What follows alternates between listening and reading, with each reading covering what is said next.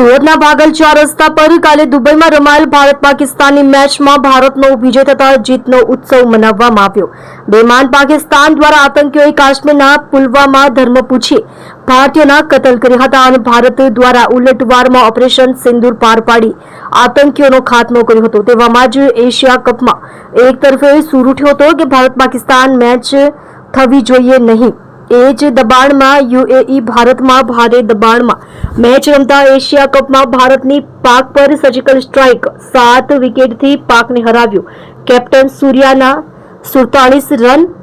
Match બાદ Pakistani team રાહ જોતી રહી અને ઇન્ડિયન ટીમ હાથ મિલાવ્યા વગર જ જતી રહી। તેવામાં સુરતના ભાગલ 4 રસ્તા પર પાક પર ભારતનો વિજયનો જીતનો ઉત્સવ મનાવવામાં આવતા સેંકડો લોકો એક સાથે ભાગલ 4 રસ્તા પર ઉતરી આવતા સુરત પોલીસ દ્વારા બંદોબસ્ત ગોઠવી દેવામાં આવ્યો હતો।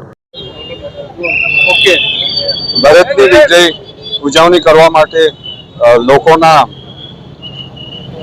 શહેરના લોકો ભાગલ 4 રસ્તામાં મોટા સંખ્યામાં એકઠા થયું હતું અને પોલીસ ડિપાર્ટમેન્ટ દ્વારા સાવચેતી પગલાં તરીકે ભાગલ અને શહેરના મહત્વપૂર્ણ વિસ્તારમાં પૂરતા બંદોબસ્ત રાખવામાં આવેલ છે અને અત્યારે ભાગલ 4 રસ્તામાં ટ્રાફિક રાબેતા મુજબ ચાલુ છે, સંપૂર્ણ નોર્મલ છે।